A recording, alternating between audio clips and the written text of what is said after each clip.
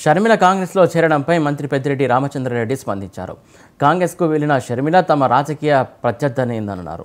ఎవరు కాంగ్రెస్ టీడీపీలో చేరినా జగన్కు నష్టం లేదన్నారు. సోనియా చంద్రబాబుకు కుటుంబాలను బంధుత్వాలను చీల్చి రాజకీయం చేస్తారన్నారు. పూతలపట్టు ఎమ్మెల్యే ఎంఎస్ బాబుపై మంత్రి పెద్దిరెడ్డి రామచంద్రారెడ్డి ఆగ్రహం వ్యక్తం చేశారు. జడ్పీటీసీగా గెలవలేని ఎంఎస్ బాబును ఎమ్మెల్యేగా గెలిపిస్తే పార్టీని వీడటం సరికాదన్నారు.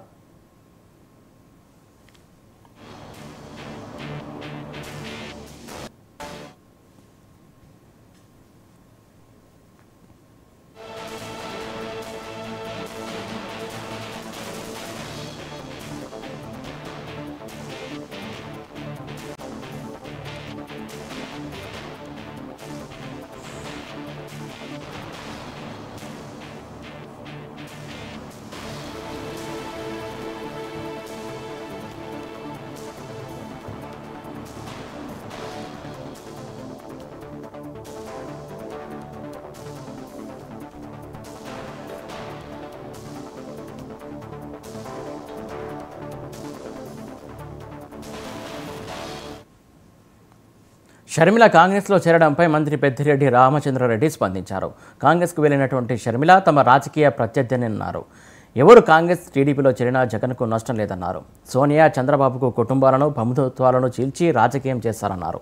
పూతలపట్టు ఎమ్మెల్యే ఎంఎస్ బాబుపై మంత్రి పెద్దిరెడ్డి రామచంద్రారెడ్డి ఆగ్రహం వ్యక్తం చేశారు. జడ్పీటీసీగా గెలవాలని ఎంఎస్ బాబును ఎమ్మెల్యేగా గెలిపిస్తేనే పార్టీని వీడటం సరికాదన్నారు.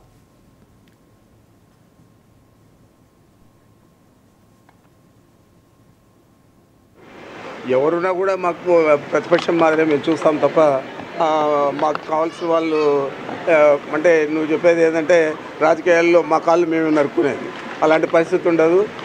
తెలుగుదేశం పార్టీలో కానీ కాంగ్రెస్ పార్టీలో కానీ మాకు వ్యతిరేకంగా మా పార్టీకి వ్యతిరేకంగా జగన్మోహన్ రెడ్డి గారికి వ్యతిరేకంగా పనిచేసేవారిని ఎవరినైనా కూడా మేము అదే దృష్టిలో చూస్తాం.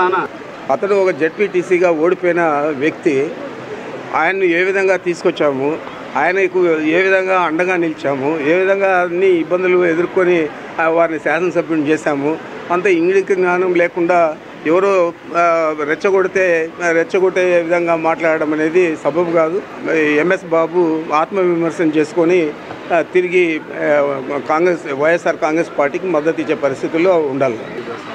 ఆ నైజం సోనియా గాంధీది, ఆ నైజం చంద్రబాబు నాయుడు గారిది. ఆ రోజు అదే నైజంతోనే వీళ్ళందరూ కూడా కలిసి మూకుమ్మడిగా జగన్మోహన్ రెడ్డి గారి మీద ధ్వజమెత్తారు. జగన్మోహన్ రెడ్డి గారి ప్రధాన నీళ్ళు జైలుకు పంపించారు. మరి అలాంటి వారందరూ ఈరోజు కుటుంబాలను కాదు మనుషులను కూడా చీల్చే పరిస్థితి ఉంది. కాబట్టి ఎన్ని మాట్లాడినా ఏం చేసినా జగన్మోహన్ రెడ్డి గారే మా నాయకుడు. జగన్మోహన్ రెడ్డి గారికి పూర్తి స్థాయిలో ఈ రాష్ట్ర ప్రజలందరూ మద్దతు ఇస్తూ ఉన్నారు. తిరిగి అత్యధిక మెజారిటీతో రాష్ట్రంలో ఆయన పరిపాలన ఎన్టీఆర్